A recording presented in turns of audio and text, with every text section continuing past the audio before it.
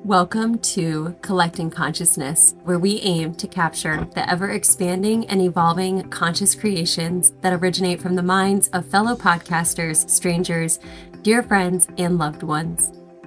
In this podcast, we will expand on our inner wisdom and a coming home to self. From our conscious minds to yours, we welcome you to the Collecting Consciousness. Hey, everybody, welcome back to another episode of Collecting Consciousness. And today we are going to wrap up our series of the Four Agreements book. So I was super excited to dive into the last two chapters of this book and just sort of unpack that with you all. So before we get started with that conversation, we're just going to do a little bit of breath work, and Courtney will set a prayer of intention for this episode and set the space. And so if it's available to you to join us, I invite you to maybe find somewhere comfortable to sit. And then just begin by gently allowing your eyes to close if that feels good to you. Allowing the eyelids to fall softly down. Then allowing some of the tension around your eyes to melt away as we bring the gaze inward. As we bring our attention inward, I invite you to just notice your breath. Notice where the rate is, maybe how deep it is. And wherever your breath is at, just allowing it to be what it is without judgment and without trying to change it or control it. Just taking an inventory of our inner world.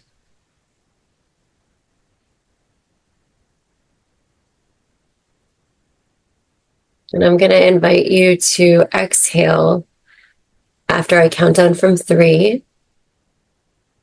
3, 2, 1. Exhale, emptying all the breath out of the body. Maybe allowing a little sigh to come out, allowing the belly to sink in towards the spine as the breath empties all the way out. And as you get to the bottom of the breath, pausing for 1, 2, allowing the breath to fill the belly gently, allowing the breath to expand the lungs, allowing the chest to rise as we inhale all the way up to the top. And at the very top of this breath, I ask you to pause for 1, 2, exhaling, maybe allowing a sigh to exit the mouth, maybe allowing the shoulders to drop a little bit down the back,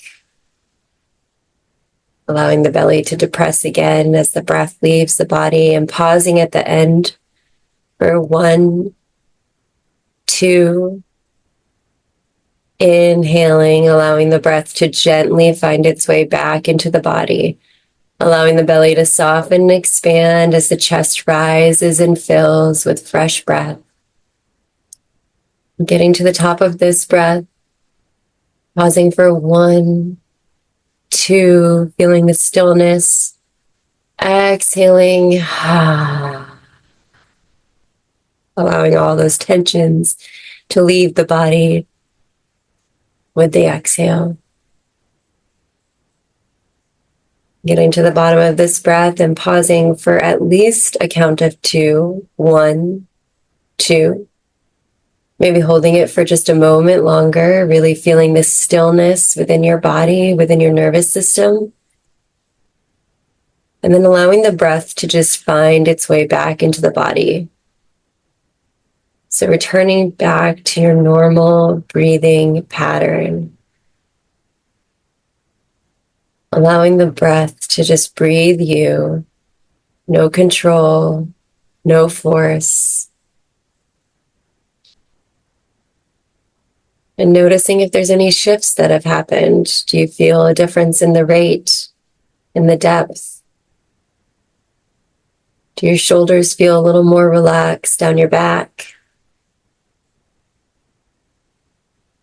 And if not, that's totally okay.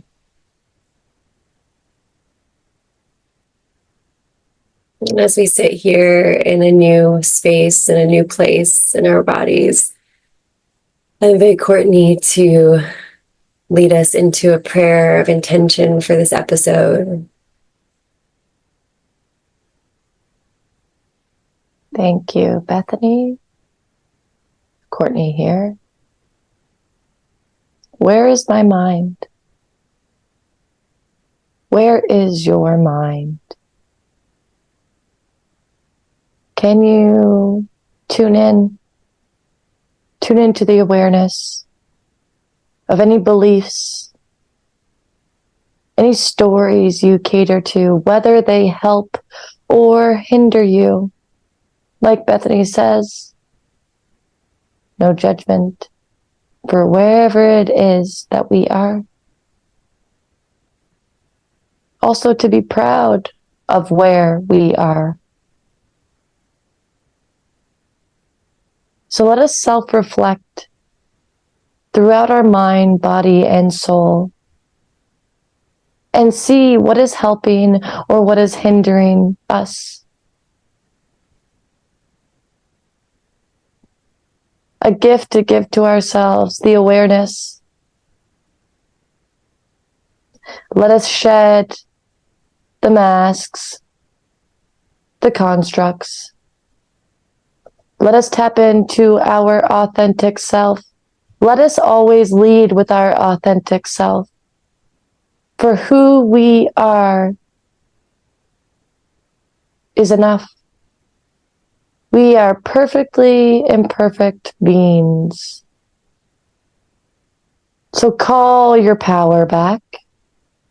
Any times you may have self-abandoned yourself, people pleased to make others comfortable. Set the intention, I call back my power of my authentic self. I call back the power of my authentic self. Who I am is perfectly enough. I am me, and that is all I need to be. From our conscious minds to yours, we welcome you to Collecting Consciousness. So while you come back, pay attention to your mind, pay attention to your heart, pay attention to your body. Do you feel tension? Do you feel pain? Do you feel openness? Do you feel curiosity? What are the things that you feel? And let us set forth into the last of the series. How fun, how special was this series to be able to tap into self-reflection, to tap into awareness, to see ourselves for where we are and where we want to go. Mm-hmm. So let's dive into it. Yeah. Woo. What's up? What's up? What's up? So we are in the last two chapters. There's like two, like a little mini one. 2 or 3, kind of. It was like, it was a few, but it was like very short and sweet. Mm-hmm. And yeah, where would you like to start? Would you like? So I'll start with it. So it's like the end of this book. Again, it's a nice little summarization of how to show up in life. Mm-hmm. And what Don Miguel says, he's like, he gets back into the beliefs. Like, what are the beliefs that you're catering to? And it's about being your authentic self. And with growing up with conditioned minds, with constructs and stories that people have projected on us, it's created this like masking. And so Don Miguel talks about in order to start shedding, we have to release the masks. We have to release the self-abandonment that we have done, the people pleasing, because we are catering to beliefs that aren't actually ours to take on, but we have internalized it that it is our own. So he talks about just like shedding the mask. So seeing whatever mask you're wearing, maybe you are different with a group of people, and then you go to your family and then you're completely different. It's just like showing up and being honest with yourself of where you are masking, where you are people pleasing. And then he talks about like, once you start shedding those masks, you are tapping into boundaries. And boundaries are all about taking care of self. If we are doing things for others, we don't have strong boundaries. So the key that he says is to make a inventory of where you're masking, where you're people pleasing. So in this last of the series, I think a nice reflection for yourself is just to say, what beliefs am I catering to? Where am I people pleasing? And see where you see yourself in life. And then I'll leave. Yeah. And I think interchangeable with belief is fear. So where are your fears coming up? What do you have fear about? Do you have fear? He's an example of singing in front of people. Right. So, okay, when you were a little kid, this is an example from the book. When you were a little kid, did you get told at some point or another by a teacher, by a peer, by a friend, family, that your singing was too loud, or that you were too obnoxious, or don't sing, you don't sound good? Like, this is just an example. You can insert any other type of example. Like, I think in one of the previous episodes, we talked about somebody telling you that you didn't look good in yellow. There was something. That was me. Later in life, that was me. Projection. I internalized it. Yeah, you did. And you created a belief. It's literally, and it's as simple as yellow is not your color. So for a short time, I didn't wear yellow. Then someone planted a seed, but then it was over a long time that I learned that was something that happened to somebody else in their life. And it's just so funny that it's like, oh, fuck. Be mindful of what you're saying to people. Be mindful of what you feel on the inside, and see if it's coming out, and if you're putting it onto others. Yeah. And so it's just taking inventory of those fears that you have, because fear doesn't have to be like Halloween scary fear. Like, a fear could be as simple as a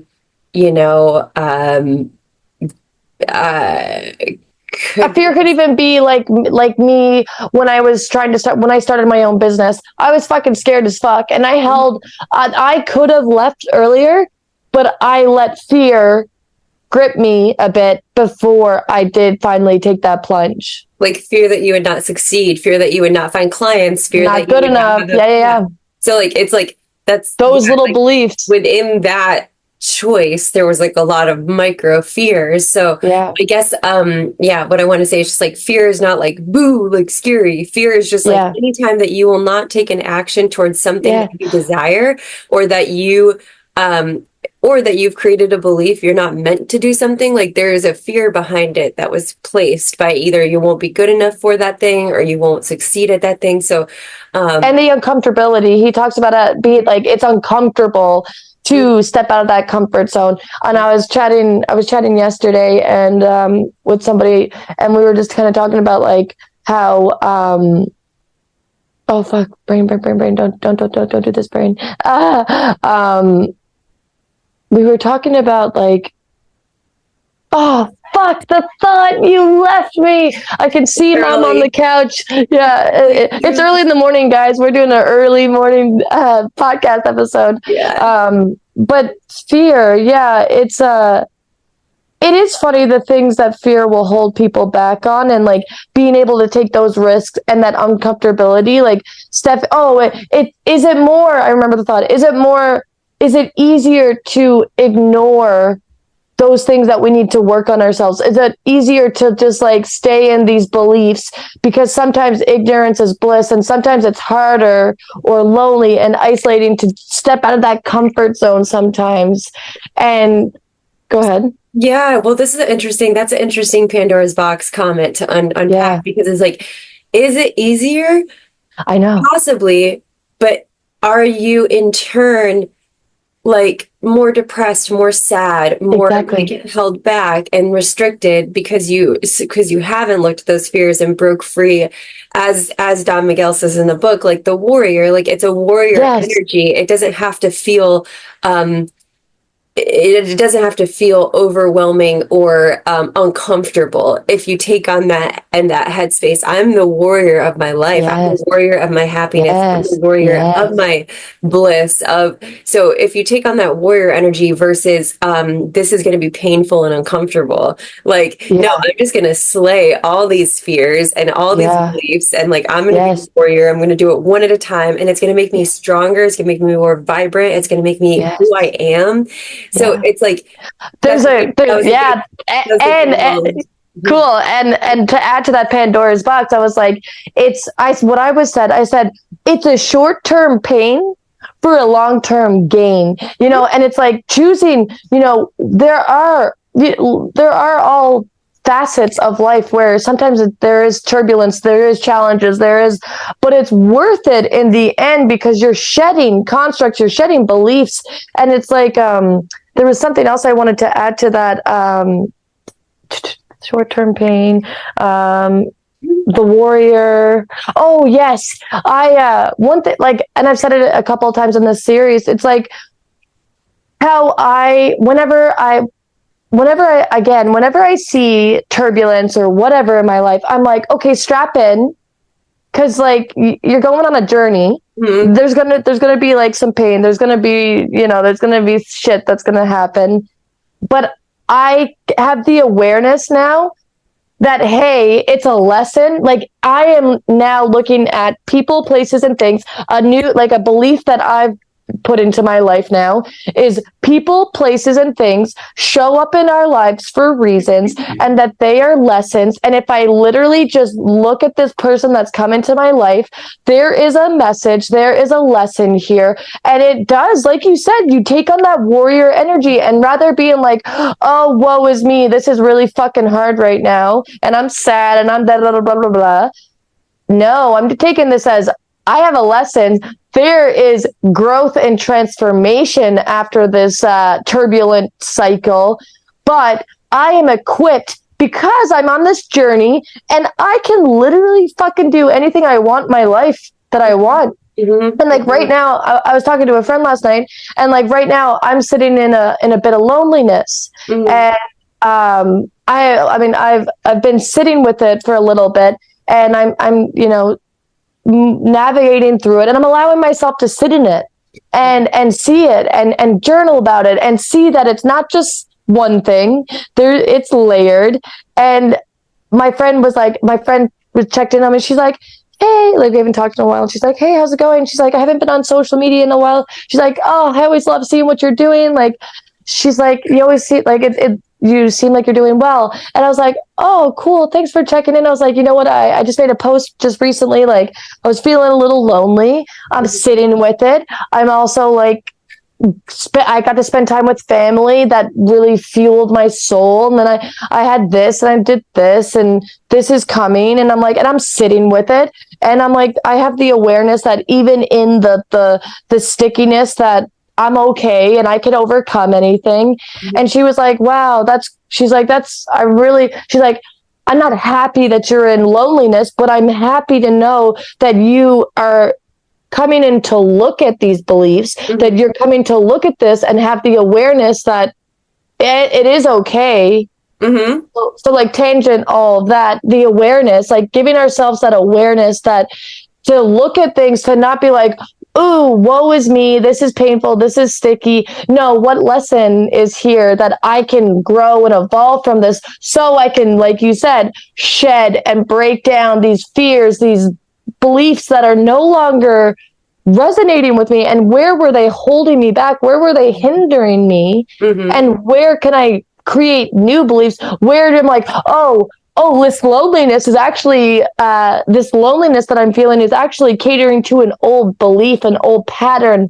And where can I lean into and see this signpost and say, okay, I'm feeling lonely. What can I do to navigate, to try something different, to create a new belief within my system? I love it. TED Talk over. Yeah. No, that's great. I love that. I mean, that's what it's all about. It's all about sitting in the sticky, and most of the time, in that concept, for example, of loneliness, like there are probably a bunch of threaded beliefs that are there that are leading to that feeling of loneliness. So it's great. I mean, that's what it's all about. It's truly all about it. And so, another thing going back to the painful part or whatever we want to call it, like, and applying the same concept as like the warrior, like thinking of the battle, like you'll get a scrape or two, you'll get hurt in battle if you're a warrior in the literal sense. So it's like, if you're, being a warrior in the, psychological sense, then like you're gonna have these moments where you feel like you got banged up, and that just so then what I want to say to that is that just invites in more like self-care, self-love. He talks about self-acceptance. He talks about self-acceptance. Yeah. Like all those things, like that's when you lean on those aspects of healing and vulnerability too. He talks about like leaning into that vulnerability, because like that opens a container that not everybody, but like people often think, oh fuck, I'm so alone in this feeling that I have. But then when you are vulnerable and you share those parts of yourself, someone's like, oh my God, me too. Yeah. Oh, blah, blah, like we're not alone. We're in this human experience, experiencing all the grief, sadness, anger, blah, blah, blah, blah, blah, joy. Like we're all here experiencing those things. Absolutely. Yeah. So that's what it's all about, being vulnerable and having major compassion for yourself and not beating yourself up when you realize, God, I've been holding on to that belief like since I was a child, and do your best. Like, exactly. Like, okay, cool. Instead of that beating up thought, you just be grateful that you finally identified it and that you're working. Exactly. Like, the rose colored blinders are off, because it's hard to see your patterns sometimes when you're in the thick of it, when you're not really like, when you aren't always self-reflecting and stuff. It's hard to see those things. So self-reflection is really big in what he says. It's like, see what you're catering to.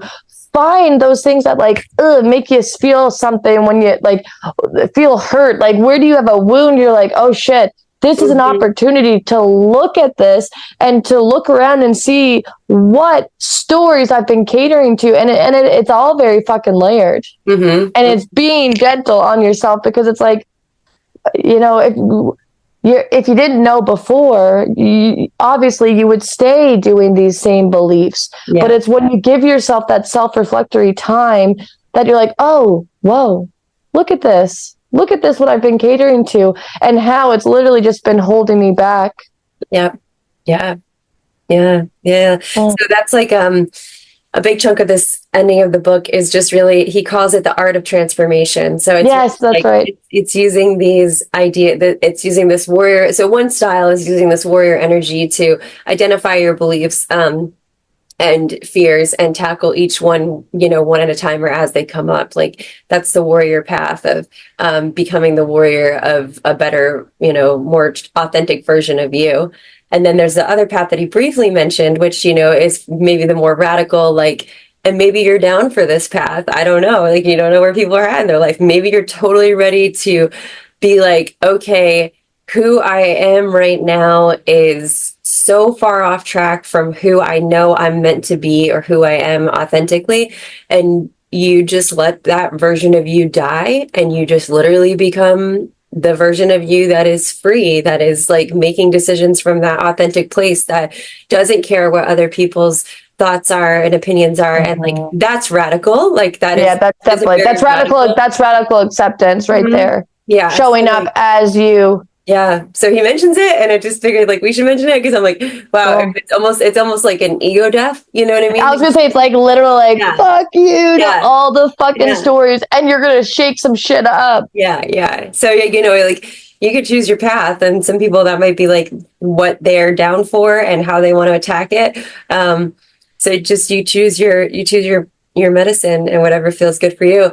But yeah, that's kind of the Yeah, it was of the it was yeah, it was a beautiful little like did you just say oh? yeah. I was Yeah, just let's thinking hear it. about like, and at the end he talks about like the dream, like creating the dream. Like we are always Yeah. dreaming, and he really gets into like that whole concept that like, and he starts the book with the concept of the dream.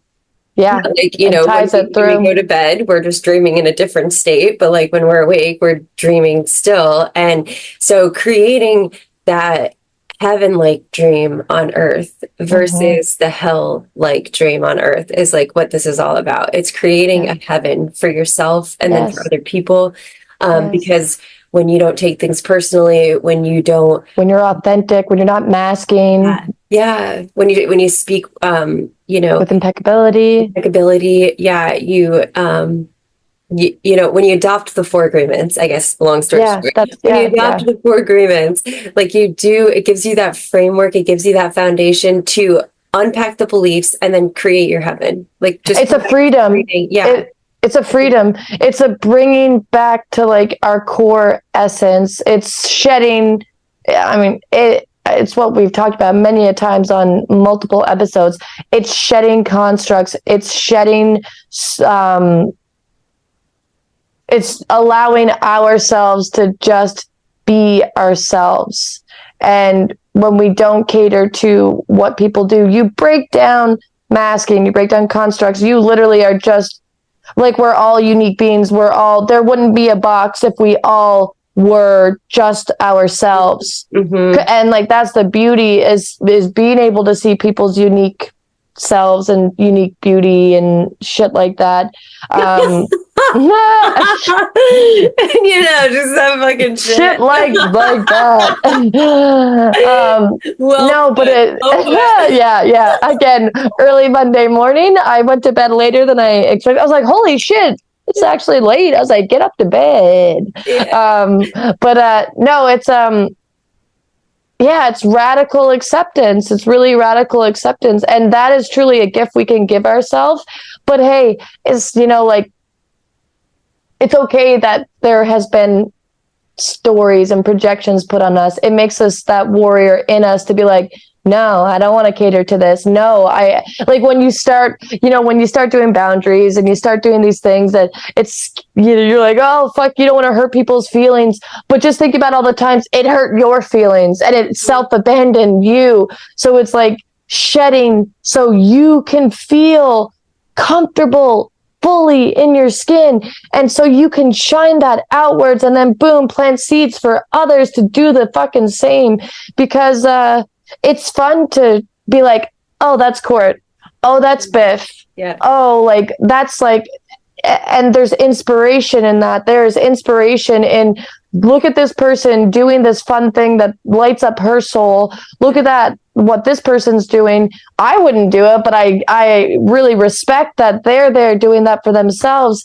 That it's coming home to self, and to be able to give that gift to others, it's quite beautiful. It's a radical acceptance. And speaking of giving the gift to others, I want to touch on this because you brought it up, and then you can Yes, expand. And I actually have yeah. a really cool example from this or about this. I'll start with that, and then it'll segue. So Cool. this weekend we were hanging out with our friends, and they have a 12 and a 9-year-old, and the 12-year-old, they're both homeschooled kids, and they went to summer camps, over the summer with kids that were both public school and probably homeschool too. But they got exposure to these kids that were like raised much differently than them. And the one little girl, the 12-year-old, she it just like we were sitting around the fire, and she was just telling us that, I was asking her how camp was, how the kids were, like what was her, she made any friends. She's like, Cool. they were all really mean. Like they were really mean girls. Like she said one of her examples was, that she offered somebody advice and they didn't like it and they didn't want to take it, which I thought was so interesting. I was like, boom, is she a projector? Is she a projector? I think she is. And so that kind of confirmed for me. Yeah. But you know, it was like, I'm trying to remember the details of how the little girl responded to her, but I said to her, I said, you know, just don't take it personal. I was like, everybody's going through their own thing and they might not want to, you know, always hear your advice. So also you got to ask. I was like, I have to know that. I had to learn that because I have this quality within me. I didn't go into human design with her. Yeah. I was like, I have this quality. Geeking out. Help. Like, hey, little kid, you want to hear about human design? You're a projector, and so you got to make the invitation.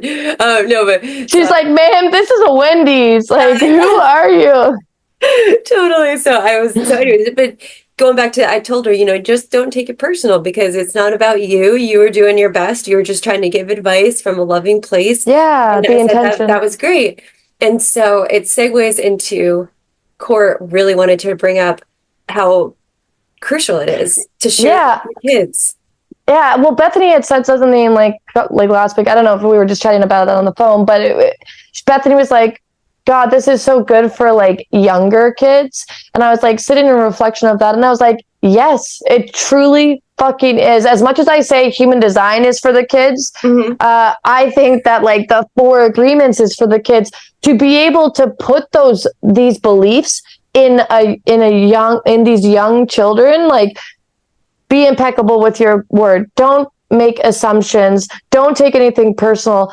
Do your best. Like, what 4 sound solid agreements? If I had that wisdom when I was 13, 14, Jesus Christ, you like the emotional intelligence that comes from that shit. Yeah. The awareness that comes from that, to be able like to not internalize a projection that somebody put onto you and be like, take that for your fucking heart. Like, and also I want to add a little something else on top of that. Like, I'm a highly sensitive person and there's a small fraction of us in the world. And I was saying to Bethany the other day, I said, sometimes it's, you know, sometimes not taking things personal can be a hard one for me because it's like I'm highly sensitive. So I feel things so fucking deeply. So I'm curious if like highly sensitive people, if this would maybe some of these beliefs might be harder to break down because of like how deeply things can feel for us. But like, and I think that's just like interesting in itself, like to be highly sensitive. Like we are seeing things on a different lens, and people often take that people will often, I was talking to Dad about it yesterday, and he was like, oh, I feel like it's such a curse. And a lot of people do take highly sensitivity as a curse. I'm leaning more into like it's a gift, but I have definitely internalized it is a curse at times. But like now I'm really trying to lean in with the lesson of no, it's a gift. But like, side note, truly, like, to be able to see those things, like not taking things personally, not making assumptions, it's a freeing way to live. So if we can give those kids that opportunity rather than put like these hindering beliefs on kids at a young age, like I think putting this shit in the grade schools, like I would have loved to have seen this book at a young age because it's so simplified. It really is simplified, but it's imprinting. Like, think about what it has been imprinting on us, just reflecting back over these last couple over this last month of it. It's been so highly impactful and profound for us. Like, to imprint that on children at such a young age, like you are literally allowing kids to see life in a new dream, in a new heaven, in like not a hell, not a breaking of fucking construct. I think it's something so insightful and so giving to a young population. And like, just to, you know, I think it's on audiobook. Like, that's how I would introduce it to my kids, honestly, because like it's kind of a bit heady and wordy. Like, I don't know what age like could handle reading. Like and it depends on the kid. Like my sister Lindsay's 14. Like she could definitely digest Yeah. the book and read it because Magnolia could definitely I know digest it. Oh, you should every definitely give her the kid's book. yeah, I should actually. I will actually because she loves reading. Like there's certain kids that are like sponges with I'll reading. have a I look. would not be that kid. when I was Yeah, I'll have a look at a bookstore, local cool. bookstore, and if I Yeah, see a copy, I'll grab it because I'm seeing you in just like 2 weeks or next that'd be weekend. great. Okay, cool. Yeah, if you have books Yeah, yeah, available, yeah. yeah. And so I mean, yes, so, like Magnolia loves to read, so Yeah. it's like she would love that. Lindsay likes to read, so she'd love that. You, like you said, you are you're a hearing type of gal, so it's like okay, like viewers that have kids, lean into like so how does your kid like to show up and interpret information, and lean on that and give them, sprinkle that knowledge, because truly, what again, to not take things personal, to not make assumptions, to not create stories. Yeah. It's layered. Like all this shit is very layered. It's not just like don't cater to stories. It's like, what stories am I pushing onto others? What stories am I pushing onto myself? It can make you see things very much like an iceberg, and it's a beautiful way to just free yourself. And also, just touching on this, Don Miguel speaks of the childlike energy that when they start to get these constructs put on them at a very young age, like toddler age, when your kid says no to a belief or a fear that you are placing on them, because at a very young age, like I'm talking like they can't say many words, like toddler, like 2, No. 3, maybe even younger. When your kid says no to something that you're like, don't run too fast in the yard, or like, Yeah. just be careful out there, you could drown, or whatever fears come out. And like, I'm not a parent, so I don't know that yet. I don't know what fears will come out, but I'd love to be the watcher of my fears in that moment because, like, you got to let kids navigate the world. You got to let them figure it out. And when they say no, it's like the energy that we need to adopt now in our lives as adults. When those beliefs come up inside of us, that we realize, no. I'm imprinting on them. No. Yeah, we need to say no to ourselves. We need to be like a toddler. Like, no, you are not my belief anymore. No, I'm not going to do that because you're making me fearful of it. I'm going to do the thing and I'm not going to listen to you. And like, so that's kind of the energy that he brings up in the book, is like the childlike energy before the constructs are put on them. And, and then also interesting to realize, like, at some point, and pay attention if you have kids, like pay attention to those moments that now you're starting to like place those constructs and get that reaction, and check in with yourself when your kid responds that way. Like, are you truly keeping them safe, or are you doing it from a belief? Like, are you truly doing it for their safety, like physical safety, or are you doing it because mental safety is a whole different story? I think, like, if we're trying to keep them mentally safe, like that is, I think, in a way, putting some kind of a construct on them. But like physically, I mean, okay, say the thing, do the thing. But if you're mentally trying to put a construct, like check in with that. Check in. And I like it's an opportunity for you to like step back, be like, because like this, like you said before, like this kid is literally expressing no, like they're telling you, I don't agree with this belief, and then you're still trying to push back onto them to force them to do that belief. It's using a small child as a smoking mirror. Like it's a mirror, like a signpost. Oh fuck, here's a belief I'm catering to. Where did this come from? Again, iceberg shit. And just an example of just like kids at such a young age, they can tell you, like, give them even the verbal cues. Like my friend was saying that a little baby, her friend's baby came and there was these edible flowers. So she was like, she wanted to show the kid like, oh, you can eat this. So she like took one and ate it. And the kid latched. This little boy was only young. Like he was only like not speaking age and 2 or something. And he ate it because it was an edible flower. And she was like, cool. And then she started noticing that he was going for different flowers. And she was like, so then there's a part of her that was like, oh no, I hope he doesn't eat like something that's not edible. But see how quickly, just by her showing him that, hey, you can eat this flower, that kid saw and was like, oh, look, this is exactly. So it's like these things that we are imprinting at a very young, like kids are fucking sponges. They literally, I loved when I worked in daycare, the age 4 age rage, they were sponges like to teach. I loved being able to go in and like teach things that I felt were of good beliefs. And like now I'm like, Courtney, like, I hope that they were all good beliefs. They'll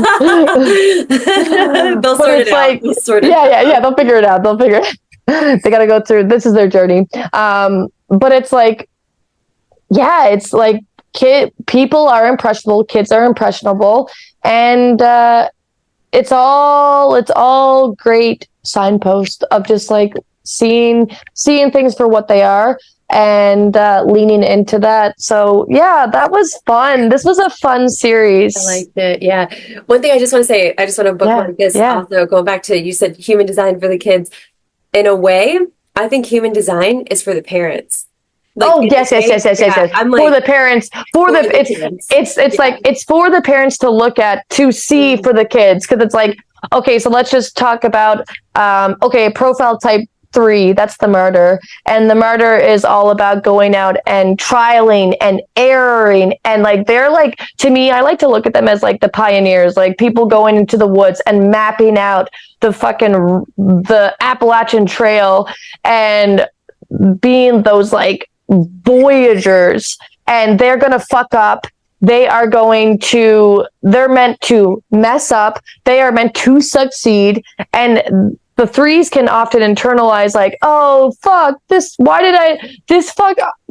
work out for me. Oh, I guess I'm like not successful. No, you are meant, 3 profiles are meant to do everything so that they can pave the way and show this person, hey, this is the way you want to go.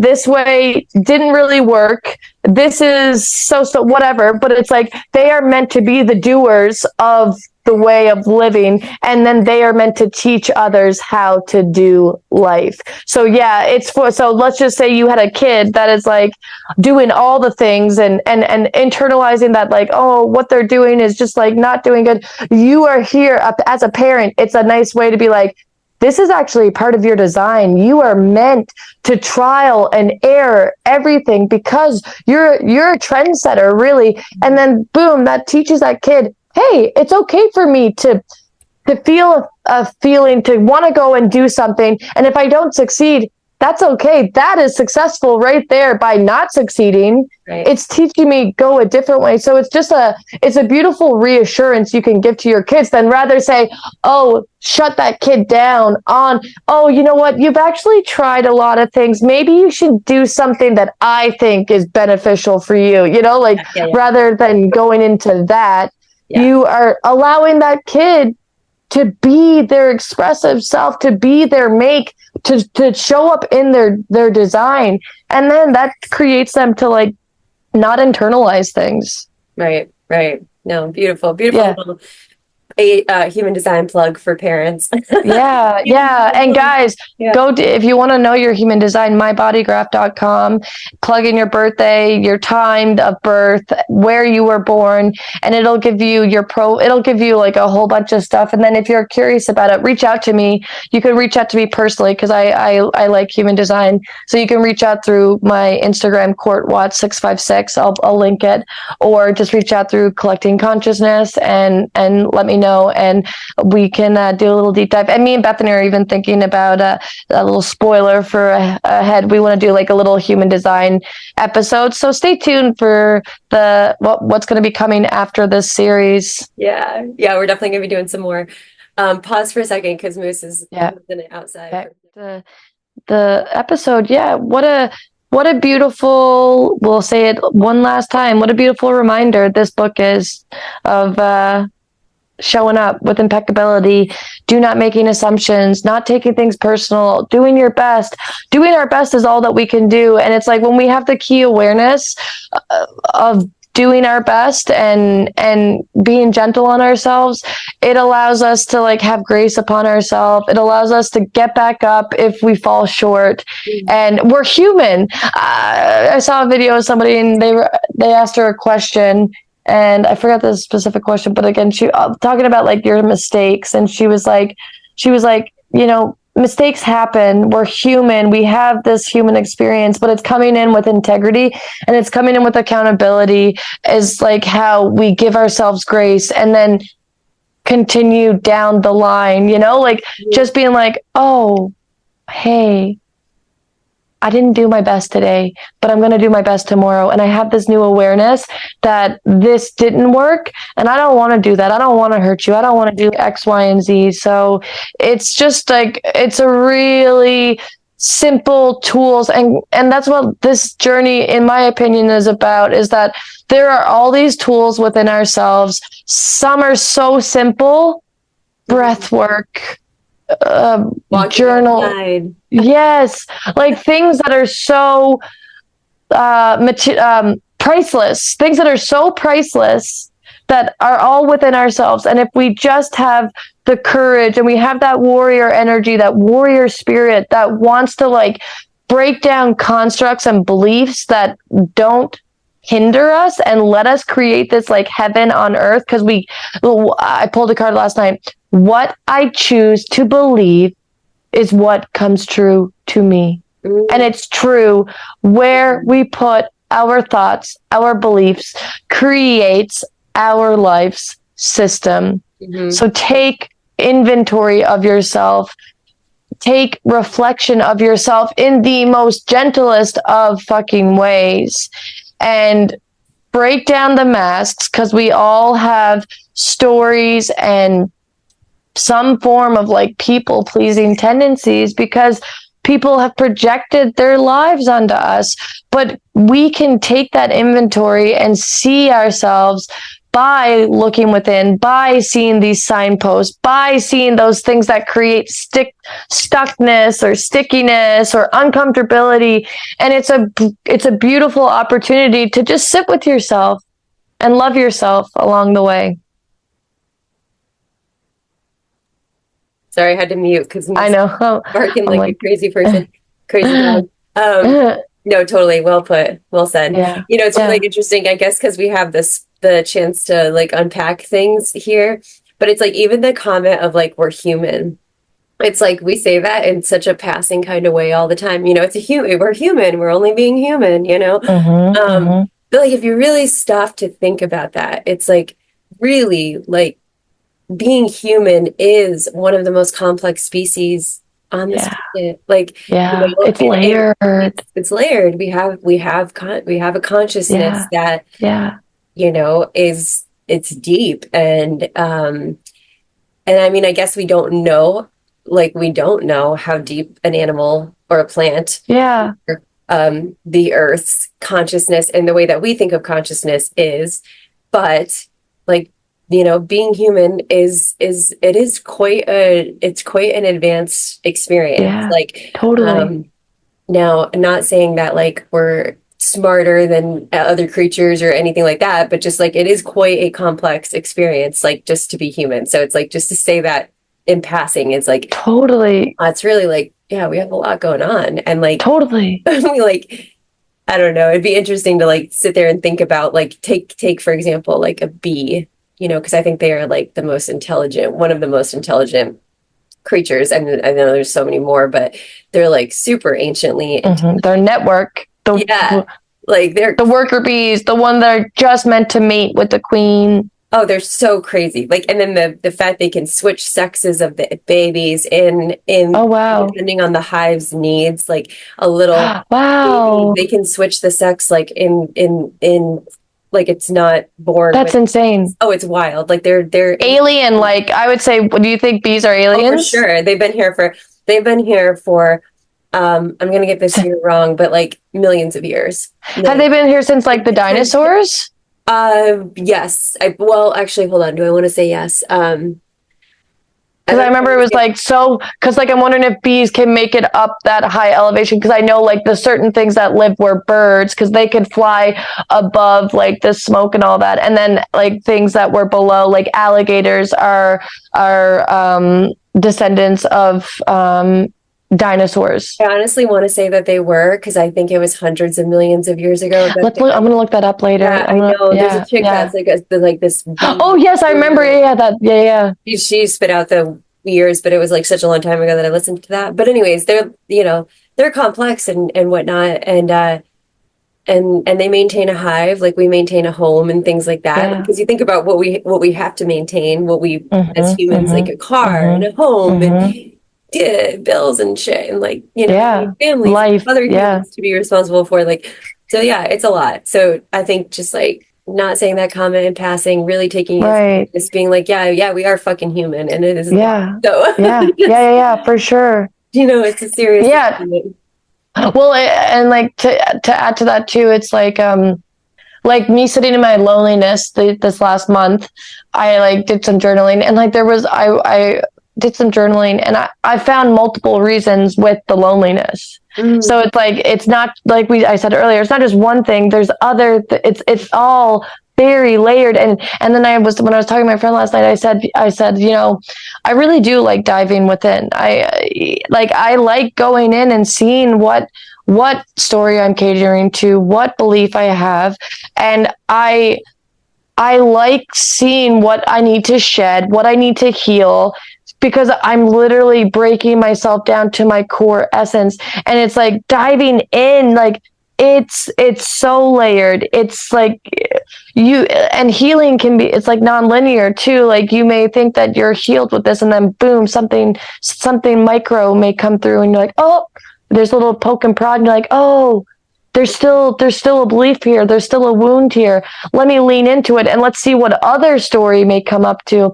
It diamonds, like it's multifaceted. And yes, that you saying that is going to make me realize that, saying we're human, it's even deeper than just that simple phrase. It is an iceberg. Mm-hmm.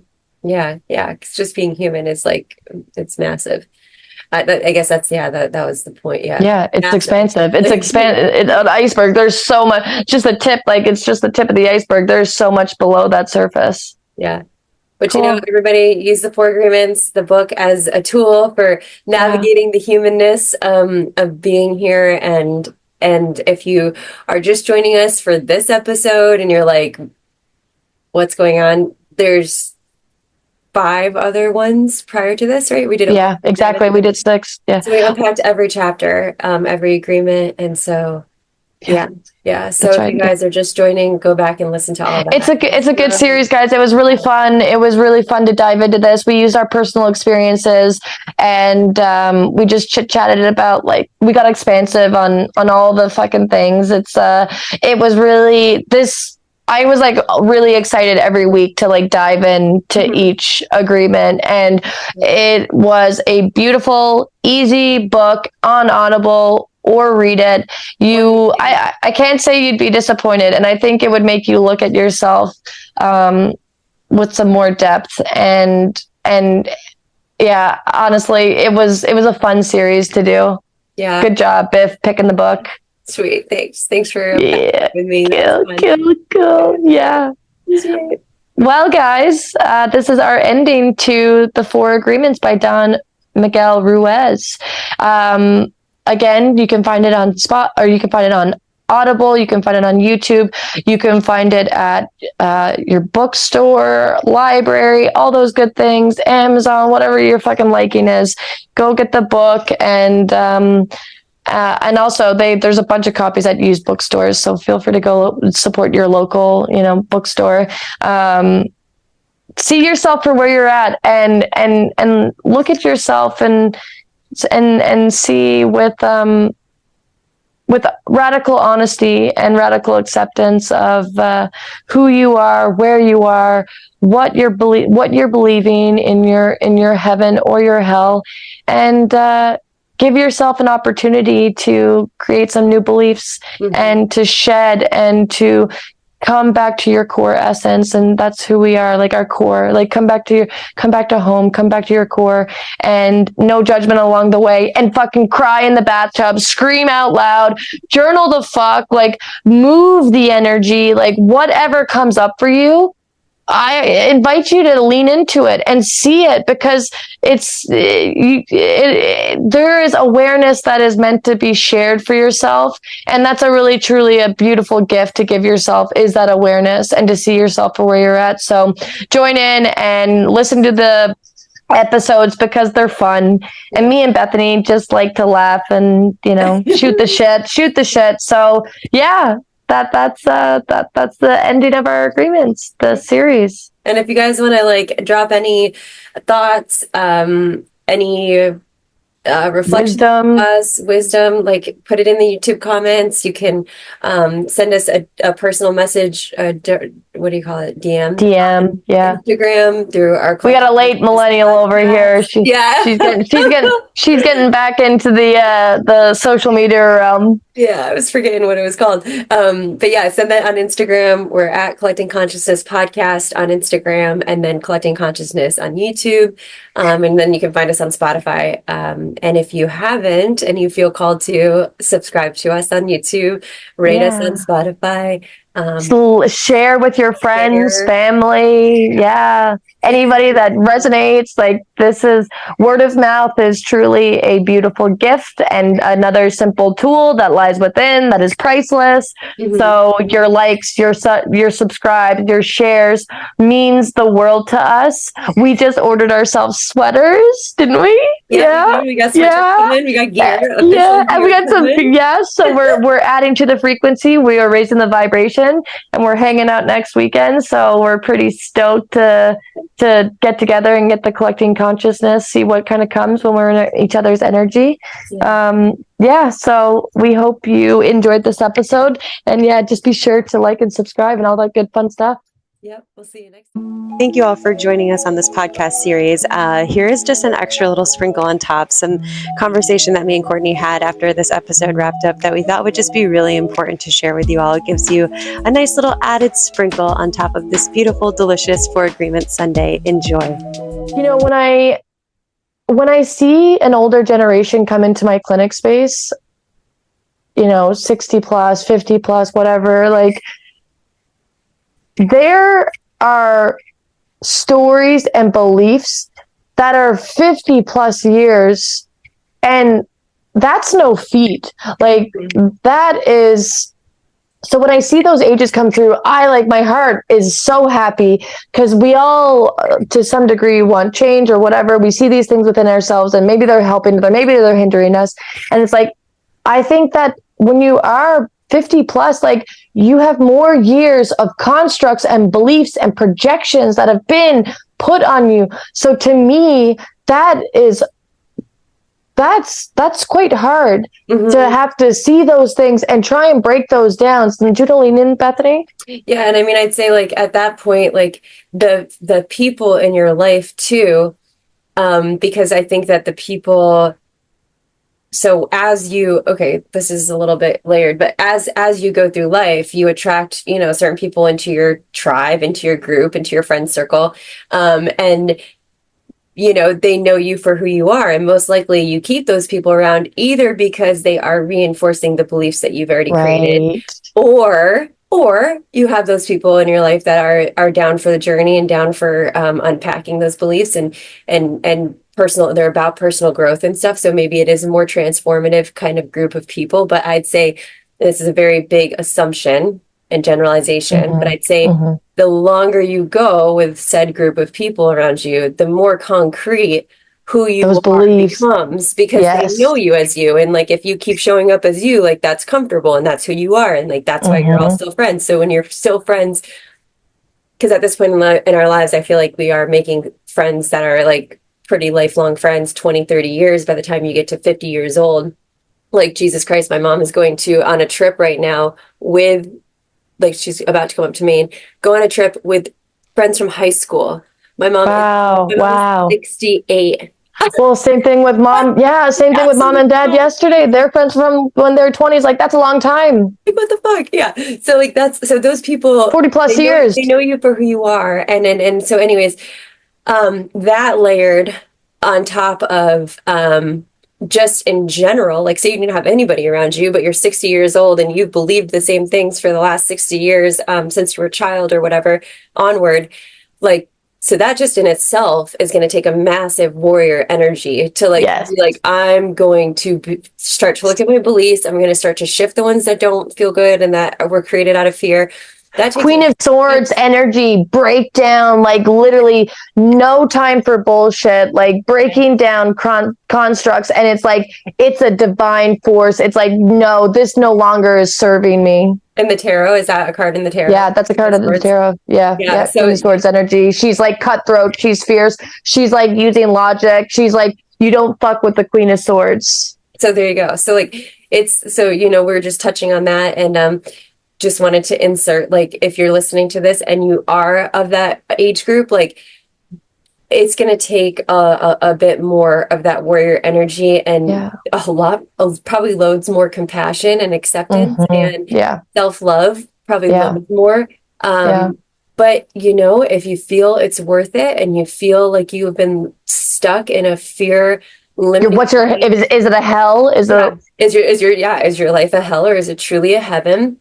And could it be, and if it is a heaven, could it be more heavenly? Like, exactly. So it's like, even if it's not a complete hell, like expanding it. Feel that your life is great, but are there areas that you could look Are there fears that you're catering to? Yeah. Rocks you could lift up, just to further be that true, authentic self that you're here to be as a human in this lifetime. Like, so just wanted to put some love out there to the people that are of that older age group that might be listening. I love it. Like, this is way too fucking tough. I'm not even gonna fucking try. But it's like, no, just like, no, maybe you can dig even deeper and find that warrior within you. Because also think of it this way too: you are the peer that your children, your grandchildren, your great grandchildren are all looking up to. So you are that example that, like, what kind of legacy, what kind of person do you want to be for them? Like, what kind of example do you want to be for them? Because you are that person in the family. You're the wise, elder. The wise sage. Yes.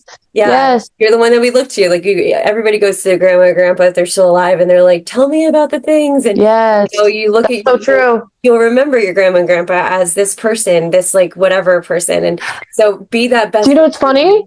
I would call Nan and be like, Nan, what sort of advice do you have for me? And Nan always says, do your best. That's what Nan always says. Do your best. Beautiful. So she lived by that agreement.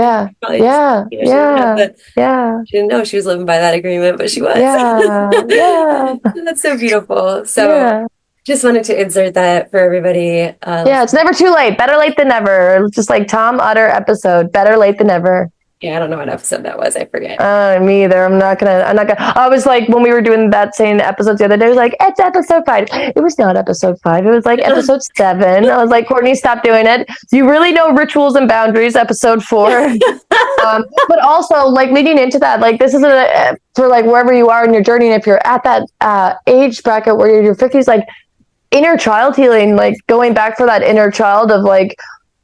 Going back to the you of any age before you are now is a beautiful way to hold space and to like show up for that part of you that didn't have what it needed in that moment. And just like that inner child work is actually it's a nice segue into like how to work through those beliefs and just going back to that inner child, that young you that needed that support and not that projection. Oh, that's beautiful. Beautiful. Yeah. All right, guys. That was just a little added little thing we wanted to do for you guys. Yeah.